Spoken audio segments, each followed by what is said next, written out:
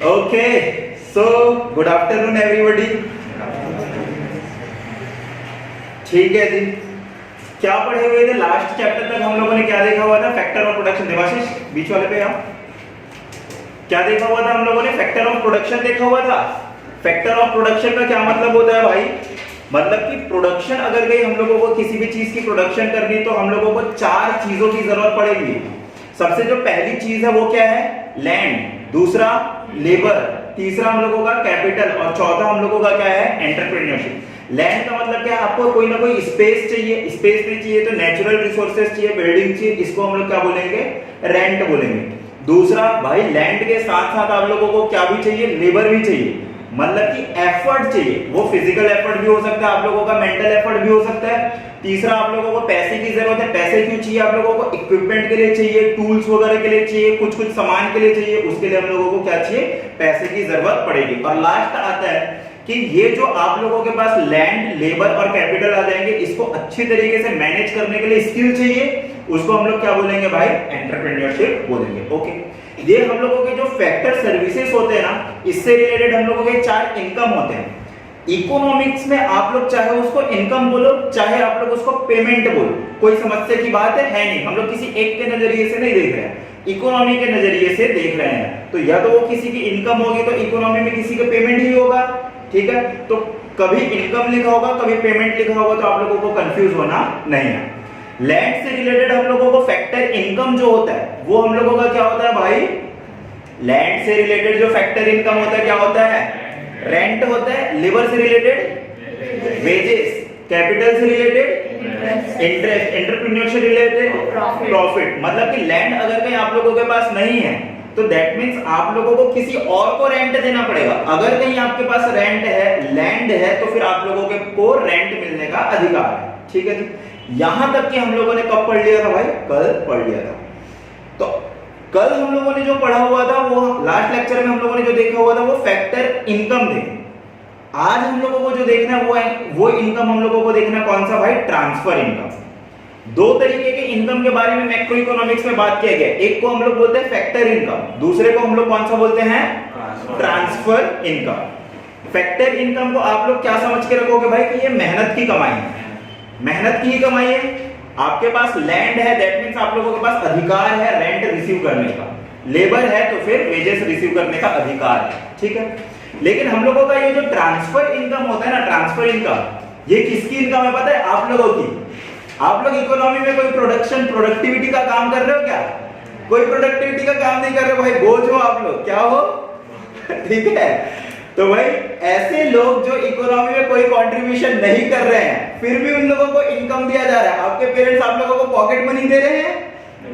अरे देते हैं भाई, कैसे नहीं देते पॉकेट मनी? पॉकेट मनी नहीं देते तो सामान लेने के लिए भेजते हैं। 100 रुपए देते हैं, 50 रुपए का सामान लेते हो और बाकी 50 रुपए जेब के अंदर। पॉकेट मनी नहीं है तो क्या है वो? ठीक है, तो इसको हम लोग क्या बोलेंगे भाई? ये ट्रांसफर इनकम है। इकोनॉमी के नजरिए से किसको बोलेंगे भाई? Transfer income. मतलब कि इकोनॉमी को, किसी इकोनॉमी के अंदर पैसा आया लेकिन उसके बदले में कोई प्रोडक्टिविटी जनरेट नहीं हुई। जैसे कि कोविड-19 के समय इंडिया की स्थिति कितनी खतरनाक थी, तो सारे के सारे देश इंडिया को क्या कर रहे थे भाई? डोनेशन दे रहे थे, ग्रांट दे रहे थे।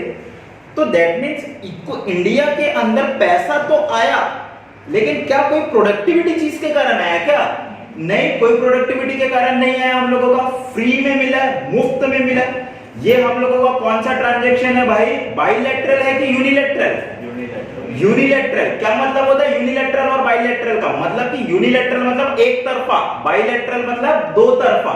एक तरफ से कोई चीजें हो रही तो फिर हम लोग उसको यूनिलेटरल बोलेंगे। ठीक है, तो दैट मींस आपको केवल पैसा ही पैसा मिल रहा है, आपको कोई सर्विस रेंडर करने की जरूरत नहीं है, कोई गुड्स की प्रोडक्टिविटी देने की जरूरत नहीं है, फिर भी आपको पैसा मिल रहा है। तो ऐसे इनकम को हम लोग क्या बोलेंगे? क्या बोलेंगे? ट्रांसफर इनकम बोलेंगे। भाई सुन नहीं रहे हो क्या तुम लोग? क्या बोलेंगे भाई? क्या बोलेंगे? ठीक है, देखिए ट्रांसफर इनकम का क्या मतलब हो रहा है? Payment which are received without any consideration. Consideration का क्या मतलब होता है? बदले में। जैसे कि मैं आप लोगों को पढ़ा रहा हूं, क्या मुफ्त में पढ़ा रहा हूं क्या? नहीं भाई, क्या बदला ले रहा हूं इससे? फीस। ठीक है, आप लोग मेरे को फीस दे रहे हो क्या? फ्री में दे रहे हो क्या फीस? नहीं भाई, मैं आप लोगों को पढ़ा रहा हूं इसलिए आप लोग मेरे को फीस दे रहे हो। तो दैट मीन्स ये इसको क्या बोलते हैं, कंसीडरेशन। कंसीडरेशन का मतलब किसी चीज के बदले में कुछ चीज को देना, इसको हम लोग क्या बोलेंगे भाई, कंसीडरेशन बोलेंगे। लेकिन ट्रांसफर इनकम में क्या लिखा हुआ है, देखो ट्रांसफर इनकम के अंदर क्या लिखा हुआ है, देखिए जी ट्रांसफर इनकम के अंदर क्या लिखा हुआ है, विदाउट। विदाउट का क्या मतलब होता है, बिना कंसीडरेशन के आप लोगों को पैसा मिल जा रहा है, तो उसको हम लोग ट्रांसफर इनकम बोलेंगे। Okay, this payment are received without contribution to the production. आप मतलब कोई प्रोडक्टिविटी नहीं हो रही, मतलब आप लोगों की जिम्मेदारी, आप लोग आज के डेट में जो कर रहे हो भाई, मुफ्त में आप लोगों को पैसा मिल रहा है, तो वो क्या है, क्या है, ट्रांसफर इनकम है। This is also called unilateral payment. Unilateral payment क्यों, क्योंकि ये वन साइडेड है, बिल्कुल सही बात है। नेक्स्ट, अच्छा जी, इस पर्टिकुलर चैप्टर में हम लोग बेसिकली कौन सा चैप्टर पढ़ रहे हैं भाई, नेशनल इनकम। नेशनल इनकम के बारे में जब कभी भी बात करते हैं तो नेशनल इनकम का क्या मतलब होता है, जीडीपी हम लोगों को निकालना है। नेशनल इनकम भी एक पर्टिकुलर वर्ड है, तो उसमें बहुत सारी एग्रीगेट होती है। तो ये जो जीडीपी जब हम लोग निकालते हैं, तो जीडीपी मान के चलो कि मैं बोल रहा हूं कि भाई पाकिस्तान की जीडीपी 300 करोड़ है और हमारी जो जीडीपी है वो 3000 करोड़ है, एग्जांपल के तौर पे मैं बोल रहा हूं। तो मेरे को बताओ 3000 करोड़ है इसका और उनकी इकोनॉमी 300 करोड़ की, इसका क्या मतलब है, इसका मतलब है कि भाई हम लोग 10 गुना ज्यादा प्रोडक्टिव हैं, 10 गुना ज्यादा प्रोडक्टिव हैं, है कि नहीं। मतलब जीडीपी एक इकोनॉमी की प्रोडक्टिविटी को रिप्रेजेंट कर रहा है कि भाई आप कितना वैल्यू की सर्विस या तो फिर गुड्स आप अपने इकोनॉमी के अंदर जनरेट कर रहे हो, ठीक है। जब मैं नेशनल इनकम निकालूंगा, मतलब कि जब मैं जीडीपी निकालूंगा, जीडीपी एक फैक्टर हो गया कौन सा देश कितना तरक्की में है, कितनी तरक्की में नहीं है। तो जब मैं किसी देश की जीडीपी निकालूंगा, तब क्या मैं उस इनकम को भी ले लूंगा जो आपने ना तो गुड्स प्रोड्यूस किया ना ही सर्विस प्रोड्यूस किया, फिर भी आप लोगों को वो इनकम मिल गई, क्या मैं उसको जीडीपी में लूंगा, क्या लेना गलत हो जाएगा, क्योंकि जीडीपी आप लोगों की प्रोडक्टिविटी को बता रही है। जैसे कि इंडिया को कोविड-19 के समय हर एक देश से ग्रांट मिल रहा था, हर एक देश से डोनेशन मिल रहा था, है ना। तो मैं क्या इसमें क्या इंडिया की वाहवाही करने की जरूरत है क्या कि भाई हम लोगों को तो देखो 300 करोड़ रुपए मिल गया, क्या ये अच्छी बात है, क्या हमारी इसमें कोई कंट्रीब्यूशन है क्या, नहीं भाई, उन्होंने दान के तौर पे दिया हुआ है, तो हम लोग इसको कभी भी नेशनल इनकम के अंदर नहीं लेंगे। देखिए वही क्या बोल रहा है, these are not included in the national income of the country because there is no corresponding flow of the goods and service in the economy। मतलब कि हमारे देश के अंदर उसके रिगार्डिंग कोई भी ना तो कोई गुड्स प्रोड्यूस हुई है, ना ही कोई सर्विस हम लोगों के इकोनॉमी के अंदर प्रोड्यूस हुई है, तो इसको हम लोगों को किसके अंदर नहीं लिखना भाई, नेशनल इनकम के अंदर नहीं लिखना। ओके, अभी जो ट्रांसफर पेमेंट है ना हम लोगों का, चाहे ट्रांसफर पेमेंट बोलूं चाहे इनकम बोलूं, दोनों का मतलब आप लोगों को समझ में आ गया, सेम है। ये जो ट्रांसफर इनकम है ये हम लोगों का कैपिटल नेचर का भी हो सकता है और हम लोगों के कौन से नेचर का भी हो सकता है, करंट नेचर का। कैपिटल नेचर का मतलब है जैसे कि भाई मान के चलो कि एक नया देश बना हुआ है और नए देश में भाई कोई भी इंडस्ट्री नहीं है। अब हमारा देश क्या बोल रहे हैं, हम उनको सपोर्ट करना चाहते हैं, हम उनको सपोर्ट करना चाहते हैं। हम लोगों ने क्या किया, 1 करोड़ रुपए वहां भेज दिया, और क्यों भेजा कि आप एक काम करो, इस 1 करोड़ रुपए से छोटी मोटी इंडस्ट्री खोलो। तो ये उनके लिए ग्रांट है, ट्रांसफर इनकम है उन लोगों के लिए। तो ये जो ट्रांसफर इनकम है इसका नेचर कौन सा भाई, कैपिटल नेचर का है। क्यों कैपिटल नेचर का है, क्योंकि आप इस पैसे से, इस डोनेशन के पैसे से, इस ग्रांट के पैसे से क्या करोगे भाई, कैपिटल फॉर्मेशन करोगे। तो इसलिए ये किसके अंदर आ जाएगा, हम लोगों का कैपिटल ट्रांसफर इनकम के अंदर आएगा। ओके, हम लोगों को जो पैसा मिला था, मान के चलो कि यूनाइटेड स्टेट ने दिया हुआ था, यूनाइटेड किंगडम ने हम लोगों को जो पैसा दिया हुआ था कोविड-19 के समय, वो किस नेचर का था, क्या उससे हम लोग कोई बड़ी मशीनरी खरीद सकते थे क्या, नहीं, लोगों के इलाज के लिए दिया हुआ था। तो वो किस नेचर का, हम लोगों का करंट नेचर का। ठीक है जी, ओके।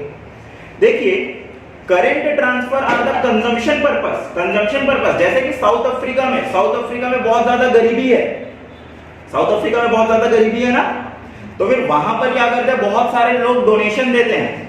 तो वहां जो डोनेशन दिया जा रहा है वो किस चीज के लिए दिया जा रहा है, ताकि वो लोग अपनी बेसिक नेसेसिटी को फुलफिल कर सके, कंजम्पशन कर सके। तो इसलिए जो देंगे उसको हम लोग कौन सा ट्रांसफर बोलेंगे, करंट ट्रांसफर इनकम। और अगर कहीं हम लोग कैपिटल फॉर्मेशन, इंडस्ट्री लगाने के लिए दे रहे हैं, मशीनरी लगाने के लिए दे रहे हैं, तो हम लोग उसको कौन सा इनकम बोलेंगे, कैपिटल ट्रांसफर इनकम। ओके, जैसे कि मैंने इसमें एग्जांपल में लिख दिया, donation received on the Covid, donation received on the flood recovery. किसी देश में बहुत ज्यादा भूकंप वगैरह आ जाता है, बाढ़ आ गया, तब भी हम लोग कोई डोनेशन या तो फिर ग्रांट दे देते, तो वो भी किसके अंदर आ जाएगा, हम लोगों के ट्रांसफर इनकम के अंदर आ जाएगा। मुख्य बात जो आप लोगों को ध्यान में रखने वाली है, बाद में चल के आएगी, वो क्या है, नेशनल इनकम के लिए आप लोगों को जो काम में आने वाला है, क्या वो ट्रांसफर इनकम आने वाला है क्या? नहीं, आप लोगों के लिए कौन सा इनकम काम में आने वाला है? Factor income. फैक्टर इनकम हम लोगों की मेहनत की कमाई, मतलब किसी देश के अंदर बहुत सारे लैंड है, तो क्या वो उस देश की वाहवाही करने की बात है या फिर नहीं? है भाई, है, वो वाहवाही करने की बात है। क्योंकि हो सकता है कि उन्होंने इतना बड़ा देश, हो सकता है किसी से लूटा होगा, तो भाई लूटते समय भी तो मेहनत लगा है, तो मेहनत करने के बाद वो लैंड आया है, मेहनत करने के बाद वो लैंड आया है ना। लेकिन डोनेशन मिल रहा है, उसमें आपको कोई मेहनत नहीं है, ठीक है। तो हम लोग उसको क्या बोलेंगे भाई, वो हम लोगों को ट्रांसफर इनकम को हम लोगों को नेशनल इनकम में नहीं लेना है, फैक्टर इनकम को बस नेशनल इनकम पे लेना है, ठीक है। ठीक है जी, तो ये पर्टिकुलर जो टॉपिक था, मैं टॉपिक को ना, पिछली बार मैं आप लोगों को टॉपिक को लिस्ट में नहीं बताया था कौन कौन सी टॉपिक कर रहे हैं, तो ये हम लोगों का तीसरे टॉपिक के अंदर आएगा, ठीक है। इसके बाद फिर आता है हम लोग एक काम करते हैं, इसमें फैक्टर इनकम और ट्रांसफर इनकम के अंदर डिफरेंस देख लेते हैं। हो सकता है ये कभी कभी 3-3 नंबर का आप लोगों के में आ सकता है। मीनिंग देखिए भाई, मीनिंग फैक्टर इनकम का मतलब क्या होता है? Factor income is the income received in return of the rendering factor services by the factor of production. मतलब कि factor of production, land, labour, capital और एंटरप्रेन्योरशिप, इसके बदले में आप लोगों को कोई भी इनकम मिल रहा है, तो हम लोग उसको कौन सी इनकम बोलेंगे? Factor income. वो हम लोगों की क्या है भाई? मेहनत की कमाई। लेकिन ट्रांसफर इनकम का क्या मतलब होता है? देखो, ट्रांसफर इनकम का मतलब होता है, transfer income is the income received without consideration, बिना किसी कंसीडरेशन के हम लोगों को मिल रहा है, तो हम लोग उसको ट्रांसफर इनकम बोलेंगे। नेचर भाई, हम लोगों का फैक्टर इनकम जो होता है वो बाइलैटरल होता है। बाइलैटरल का मतलब दो तरफा, आप हमको कुछ दो, हम आपको कुछ देंगे, मुफ्त में कुछ भी चीज नहीं देंगे, तो हम लोग इसको क्या बोलेंगे? बाइलैटरल बोलेंगे। ट्रांसफर इनकम को क्या बोलेंगे हम लोग? यूनिलैटरल, मतलब एक तरफा, केवल और केवल पैसा हम लोगों को मिलना है या केवल और केवल हम लोगों को पैसा किसी को देना है, तो हम लोग इसको क्या बोलेंगे भाई? यूनिलैटरल बोलेंगे।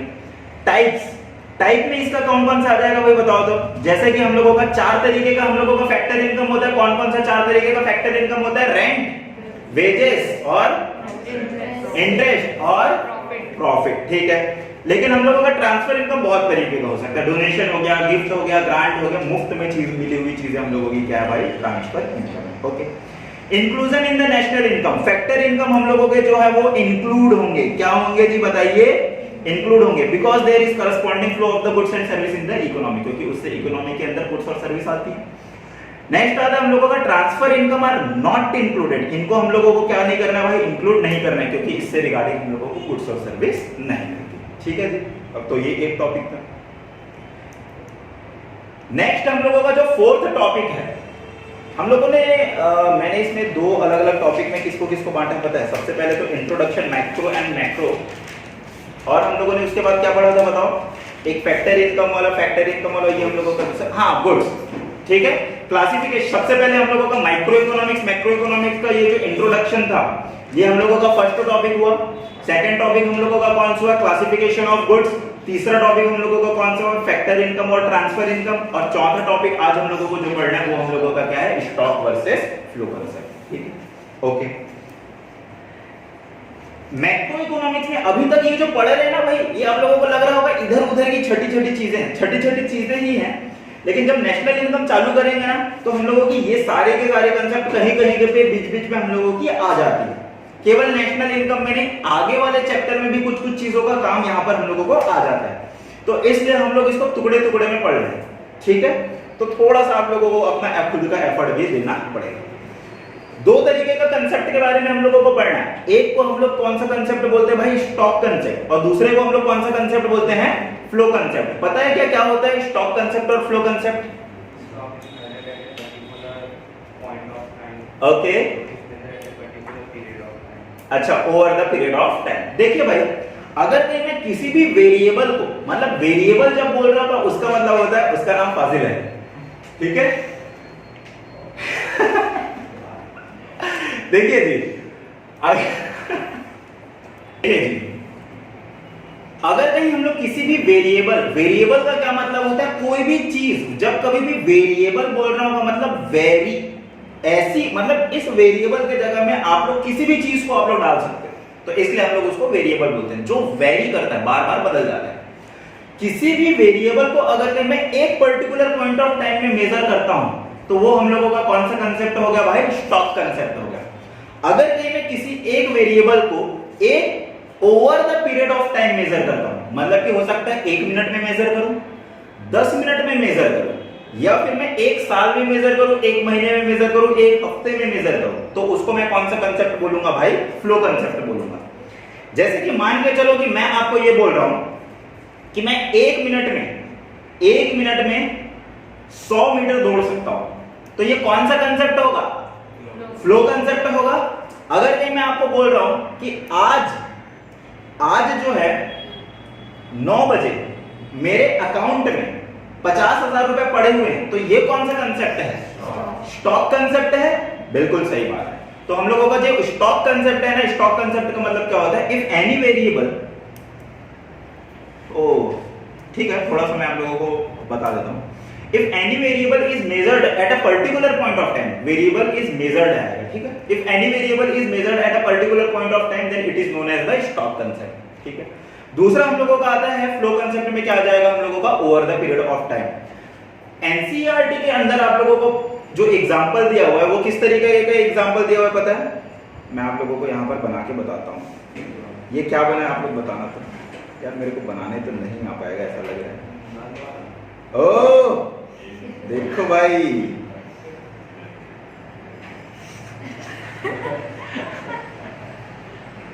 तब प्यारा मैं वो बनाया वो, इतना प्यारा नल बना हुआ है, तुम लोग हंस रहे हो? हाँ, अफ्रीका भेज दे भाई, यूएसए जाने के लायक नल को तुम लोग अफ्रीका भेजना चाह रहे हो। देखो कितना अच्छा नल बना है। देखो नल से क्या निकल रहा है भाई? पानी निकल रहा है ना? तो ये जो पानी निकल रहा है ये फ्लो हो रहा है ना? तो अगर कहीं मैं बोलूं कि इस बाल्टी को भरने में 3 मिनट लगते हैं, 9:15 को मैं नल को चालू करूंगा और 9:18 को ये बाल्टी मेरा भर जाएगा, तो मैं इसको कौन सा कंसेप्ट बोलूंगा? फ्लो कंसेप्ट बोलूंगा। और मैं 9:20 को आके चेक करता हूं कि भाई मेरे बाल्टी के अंदर कितना लीटर पानी भरा हुआ है, तो ये कौन सा कंसेप्ट हो जाएगा? मेरा स्टॉक कंसेप्ट। एक पर्टिकुलर पॉइंट ऑफ टाइम के अंदर मैं अगर कहीं चेक कर रहा हूं तो ओके। तो ऐसा आप लोगों को एग्जांपल दिया हुआ है, लेकिन उससे भी अच्छे एग्जांपल कौन देगा भाई? कौन देगा? मैं दूंगा। ठीक है जी, आप लोगों से कुछ क्वेश्चन पूछता हूं। 11th क्लास में हम लोग फाइनेंशियल स्टेटमेंट बनाते थे। फाइनेंशियल स्टेटमेंट बनाते थे ना भाई? फाइनेंशियल स्टेटमेंट के अंदर हम लोग मेन 2 चीज बनाने सीखे हुए थे। कौन कौन सा 2 चीज बनाना सीखे हुए थे? प्रॉफिट एंड लॉस अकाउंट और बैलेंस शीट। मेरे को बताओ, ये जो प्रॉफिट एंड लॉस अकाउंट हम लोगों का बनता था, ये प्रॉफिट एंड लॉस अकाउंट कितने समय के लिए बनता था? 1 साल के लिए बनता था। मतलब कि हम लोग अपने खर्चे को मेजर करते थे कि भाई अप्रैल से लेके मार्च तक हम लोगों ने कितने खर्चे किए हुए हैं। इनकम को भी हम लोग कैलकुलेट करते थे कि अप्रैल से लेके मार्च तक हम लोगों ने कितना पैसा कमाया हुआ है। तो भाई ये जो इनकम है ये कितने समय के लिए मेजर कर रहे हैं? 1 साल के लिए मेजर कर रहे हैं। एक्सपेंस को भी 1 साल के लिए मेजर कर रहे हैं। लेकिन ये हम लोगों का कौन सा कंसेप्ट हो जाएगा? फ्लो कंसेप्ट, क्योंकि इनकम को भी over the period of time measure कर रहे हैं, एक्सपेंस को भी हम लोग over the period of time measure कर रहे हैं। लेकिन ये जो बैलेंस शीट बनाते थे, बैलेंस शीट क्या हम लोग 1 साल के लिए बनाते थे क्या? नहीं भाई, बैलेंस शीट 1 दिन के लिए बनाया जाता है। बैलेंस शीट 31 मार्च के दिन बताता है कि भाई आपके पास कितना कैश पड़ा हुआ है, आपके पास डेटर कितने हैं, आपके पास क्रेडिटर कितने हैं, आपके पास कैपिटल कितना लगा हुआ है, प्रॉफिट कितना है। ये सारी की सारी चीजें कौन सी डेट पे बताता है भाई? 31 मार्च के दिन में बताता है। तो ये कौन सा कंसेप्ट हो जाएगा हम लोगों का? स्टॉक कंसेप्ट हो जाएगा। ओके, मैं एग्जांपल दे रहा हूं आप लोगों को कि भाई 31 मार्च को देश का पॉपुलेशन 137 करोड़ था। बताओ ये कौन सा कंसेप्ट है? स्टॉक कंसेप्ट है। ओके, मार्च 2023 में हमारे देश के अंदर 5 लाख बच्चे पैदा हुए। बताओ भाई कौन सा कंसेप्ट है? अरे फ्लो कंसेप्ट है भाई। मार्च में बच्चे पैदा हो रहे हैं, पूरे के पूरे मार्च 1 महीने के अंदर हम लोग देख रहे हैं कि कितने बच्चे पैदा हुए हैं, तो वो हम लोगों का फ्लो कंसेप्ट है। ओके, अगर कहीं मैं, चलो अब ध्यान से सुनो, कठिन क्वेश्चन। आपकी मम्मी ने आपकी मम्मी ने घर के अंदर कितना राइस स्टोर करके रखा हुआ है उसको आप मेजर करना चाहते हो। क्वांटिटी ऑफ राइस स्टोर्ड, बताओ भाई ये कौन सा कंसेप्ट है? स्टॉक। स्टॉक कंसेप्ट है, बिल्कुल सही बात है। मैं राइस का प्रोडक्शन करता हूं, फ्लो कंसेप्ट है, बिल्कुल सही बात है। अब मेरे को बताओ इस पर्टिकुलर चैप्टर में हम लोग क्या निकालना सीखेंगे भाई? नेशनल इनकम निकालना सीखेंगे। बताओ जी नेशनल इनकम कौन सा कंसेप्ट होगा?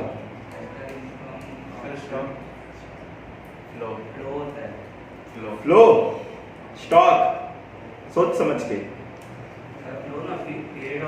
बिल्कुल सही बात है, क्योंकि इनकम को भाई मैं आप लोगों को ऐसा बोलूंगा ना, आप लोग जैसे कि मेरा इनकम जानना चाहते हो तो आप मेरे को बोलोगे कि सर आप 15 तारीख को 9 बजे कितना पैसा कमाए हो, ऐसा बोलोगे क्या? नहीं भाई, आप ये बोलोगे कि सर अप्रैल में आप कितना पैसा कमाए, मार्च में आप कितना पैसा कमाए, है ना, ऐसा बोलोगे over the period of time. कोई बंदा ट्रेडिंग कर रहा है तो उसको बोलोगे कि भाई आप 1 घंटे में कितना पैसा कमाए, 1 दिन में कितना पैसा कमाए, 1 हफ्ते में कितना पैसा कमाए। ओके, तो हम लोगों का जो नेशनल इनकम होगा, इनकम हम लोगों का कौन सा कंसेप्ट होगा भाई? Flow concept. लेकिन मैं देखना चाहता हूं कि हमारे देश में कितना वेल्थ रखा हुआ है। वेल्थ का क्या मतलब होता है? संपत्ति। आपके पास कितनी संपत्ति? संपत्ति में सारी की सारी चीजें आ जाएंगी। तो बताओ वो कौन सा कंसेप्ट होगा? स्टॉक कंसेप्ट होगा, क्योंकि भाई संपत्ति को जो मेजर करोगे एक पर्टिकुलर पॉइंट ऑफ टाइम पे मेजर करोगे। ठीक है, सेविंग्स, बिल्कुल सही बात है। जैसे मैं आपका मान के चलो कि मैं सेविंग अगर कहीं बोलेंगे तो वो हम लोगों का फ्लो कंसेप्ट है। अगर कहीं आप लोग सेव्ड मनी बोलोगे तो ये हम लोगों का कौन सा कंसेप्ट हो गया भाई? स्टॉक। क्योंकि सेविंग आप एक पर्टिकुलर पॉइंट ऑफ टाइम पे सेव नहीं कर रहे हो भाई, सेविंग बोल रहे हो तो मतलब कि आप 1 साल से सेव कर रहे हो, 1 महीने से सेव कर रहे हो, 1 हफ्ते से पैसा सेव कर रहे हो। ठीक है, आप ये नहीं बोलोगे कि मैं आज 1 मिनट में, मतलब अभी मैं कितना पैसा सेव कर लिया, 100 रुपए। पता चला कि 1 मिनट के बाद आप लोगों का मन कर गया कि भाई मेरे को तो पिज्जा खाना है, तो 100 रुपए कहां सेव हो गए? ठीक है, फिर जैसे कि गुल्लक में पैसा डालते जा रहे हो, वो फ्लो कंसेप्ट है। 1 साल के बाद आपने तोड़ के वहां से पैसा देखा, भाई ये तो 5000 रुपए हो गए, ये कौन सा कंसेप्ट हो गया? स्टॉक कंसेप्ट हो गया। चलिए, तो हम लोग डिफरेंस से समझ जाते हैं भाई स्टॉक और फ्लो में क्या क्या है। स्टॉक का मतलब क्या होगा? किसी भी चीज को एक पर्टिकुलर पॉइंट ऑफ टाइम में मेजर किया जा रहा है तो वो हम लोगों का कौन सा कंसेप्ट हो गया भाई? स्टॉक कंसेप्ट हो गया। अगर के over the period of time measure किया जा रहा है तो वो हम लोगों का कौन सा कंसेप्ट हो गया? Flow concept. Time dimension, time dimension का मतलब होता है, डायमेंशन का क्या मतलब होता है भाई? डायमेंशन का क्या मतलब होता है? क्या मतलब होता है? डायमेंशन का मतलब होता है बेसिकली फैलाव। फैलाव होता है ना डायमेंशन का मतलब। क्या स्टॉक कंसेप्ट में कोई फैलाव है? फैलाव का मतलब ये हुआ कोई स्टार्टिंग पॉइंट और एंडिंग पॉइंट, ऐसा नहीं है मेरे को आज चाहिए, आज का डेटा बताओ, कल का डेटा बताओ, तो कोई टाइम डायमेंशन नहीं। लेकिन हम लोगों के फ्लो कंसेप्ट में टाइम डायमेंशन है।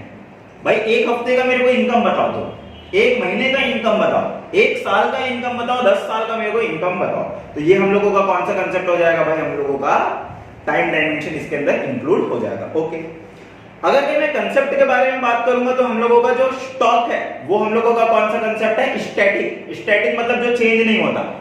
भाई कल मेरे पास 15 बच्चे आए थे, मैंने रिकॉर्ड कर लिया रजिस्टर में 15 बच्चे आए थे। अब ये चेंज हो सकता है क्या कि कल के डेट में मेरे पास 15 की जगह 16 बच्चे आए थे? नहीं हो सकता वो चेंज। लेकिन हम लोगों का जो फ्लो है वो फ्लो मेरा क्या हो सकता है भाई? बार बार चेंज हो सकता है। एग्जाम्पल के तौर पे जैसे कि हम लोगों ने देखा हुआ था 31 मार्च 2023 के दिन हम लोगों का पॉपुलेशन कितना है वो किसके अंदर आ जाएगा? स्टॉक के अंदर आ जाएगा। कितने बच्चे मार्च में जन्म लिए वो हम लोगों का फ्लो कंसेप्ट के अंदर आ जाएगा। मनी सप्लाई भले ही तेरे में सप्लाई सुन के आप लोगों को लग रहा है कि ये हम लोगों का फ्लो कंसेप्ट होगा, लेकिन ये हम लोगों का कौन सा कंसेप्ट होता है भाई? Stock concept. ये कब पता चलेगा आप लोगों को? चैप्टर नंबर 3 जब हम लोग करेंगे मनी एंड बैंक के, ठीक है, तो उसके अंदर हम लोगों को मनी सप्लाई को बेसिकली कैलकुलेट कैसे किया जाता है ये भी हम लोगों को समझना होगा, जानना होगा। लेकिन मैं क्या बोल रहा हूं भाई कि इस देश के अंदर क्वार्टर 4 में, क्वार्टर 4 हम लोगों का कौन सा होता है? जनवरी फरवरी मार्च में हम लोगों के देश ने कितने पैसे प्रिंट किए, तो वो हम लोगों का कौन से कंसेप्ट के अंदर आ जाएगा? कौन से कंसेप्ट के अंदर आएगा भाई? फ्लो। नेशनल वेल्थ, वेल्थ किसके अंदर आएगा भाई बताओ? Stock. National income, quantity of rice store, और हम लोगों का quantity of rice produce. Car produce in January 2024, flow. Number of car in 1 जनवरी 2024, ठीक है। कैपिटल किसके अंदर आएगा भाई? कैपिटल एक पर्टिकुलर पॉइंट ऑफ टाइम पे मेजर करोगे, ठीक है, लेकिन उस पे जो ब्याज मिलेगा वो आप लोगों को over the period of time पे मिलेगा, तो वो हम लोगों का फ्लो कंसेप्ट है। ठीक है, तो हम लोगों ने चौथा टॉपिक कौन सा पढ़ा भाई, स्टॉक और फ्लो। ये बार बार आएगा आप लोगों के इसमें, छोटा एमसीक्यू इससे आएगा ही आएगा, मान के चलो दो नंबर के क्वेश्चन आप लोगों को इससे आ सकते हैं। ठीक है जी, कि ये पर्टिकुलर चीज आप लोगों का स्टॉक है, ये पर्टिकुलर चीज फ्लो है, तो इस चीज को आप लोगों को, कंसेप्ट को आप लोगों को ध्यान में रखना होगा। आगे भाई इंटरेस्टिंग टॉपिक आप लोगों का चहेता है, पढ़ेंगे क्या फिर से इस साल, डेप्रिसिएशन और कैपिटल लॉस। आस्था तो डर गई, बैग पकड़ रही सर मैं तो जा रही हूं। डेप्रिसिएशन का बस कंसेप्ट आप लोगों को ध्यान में रखना है यहाँ पर ना, तो डेप्रिसिएशन के मेथड दिए हुए हैं यहाँ पर आप लोगों को डायरेक्टली बता देगा कि भाई डेप्रिसिएशन कितना है, और उसका यूज करके आप लोगों को डिफरेंट चीजें निकालनी होगी। ठीक है भाई, बताओ डेप्रिसिएशन का मतलब क्या होता है, बेसिक मतलब decrease in the value of assets, बिल्कुल सही बात है। इकोनॉमिक्स के अंदर इन्होंने क्या लिख के रखा हुआ है, loss in the value of the capital assets due to, किस चीज के कारण होता है भाई बताओ, ठीक है, वियर एंड टियर, मतलब कि भाई आप लोग उसको इस्तेमाल कर रहे हो उसके कारण उसमें कट फट गया, वियर एंड टियर। ठीक है, और दूसरा नॉर्मल वियर एंड टियर, और दूसरा एक्सपेक्टेड ऑब्सोलेसेंस। ठीक है, इसका मतलब क्या होता है भाई, मतलब कि आपकी चीजें आज जितनी नहीं है, आज जितनी वैल्यू है उतनी वैल्यू आगे चल के नहीं रहेगी। क्यों नहीं रहेगी भाई, क्यों नहीं रहेगी आपकी चीजों की उतनी वैल्यू, क्योंकि जैसे कि मैंने मान के चलो कि एक मोबाइल खरीदा, ठीक है, क्या मेरे को आज के डेट में पता नहीं है क्या कि उसकी जैसे कि 3 साल के बाद उसकी वैल्यू, आज जैसे कि मैंने 20,000 रुपए में खरीदा तो 3 साल के बाद उसकी वैल्यू 20,000 रुपए नहीं रहेगी। मेरे को पता है या फिर नहीं पता है, पता है।